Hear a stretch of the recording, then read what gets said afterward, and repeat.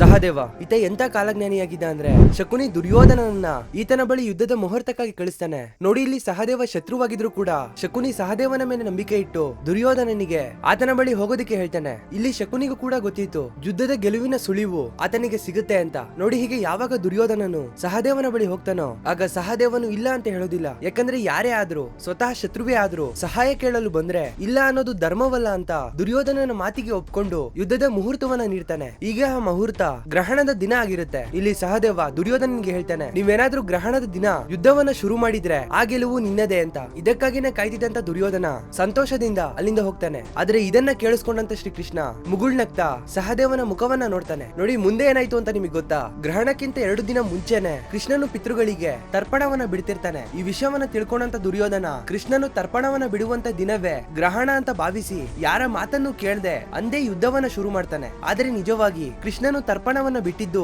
ಗ್ರಹಣಕ್ಕಿಂತ 2 ದಿನ ಮುಂಚೆ. ನೋಡಿ, ಇಲ್ಲಿ ಕೃಷ್ಣನಿಗೂ ಗೊತ್ತಿತ್ತು ಸಹದೇವನ ಭವಿಷ್ಯದ ಜ್ಞಾನ ಸಾಮಾನ್ಯವಾದದಲ್ಲ ಅಂತ. ಹೀಗಾಗಿನೇ ಆತ ಕೊಟ್ಟಂತ ಮುಹೂರ್ತದಲ್ಲಿ ದುರ್ಯೋಧನ ಏನಾದ್ರೂ ಯುದ್ಧವನ್ನ ಶುರು ಮಾಡಿದ್ರೆ ಯುದ್ಧದ ಗೆಲುವು ದುರ್ಯೋಧನನಿಗೆ ಆಗುತ್ತೆ ಅಂತ ಕೃಷ್ಣನು ಹೀಗೆ ಮಾಡಿರ್ತಾನೆ. ಸರಿ, ಸಹದೇವನ ಬಗ್ಗೆ ಮತ್ತಷ್ಟು ಮಾಹಿತಿ ನಿಮಗೆ ಗೊತ್ತಿದೆ ಅಂದ್ರೆ ಕಾಮೆಂಟ್ ಮಾಡೋದನ್ನ ಮರಿಬೇಡಿ. ಮುಂದಿನ ವಿಡಿಯೋದಲ್ಲಿ ಮತ್ತೆ ಸಿಗ್ತೇನೆ.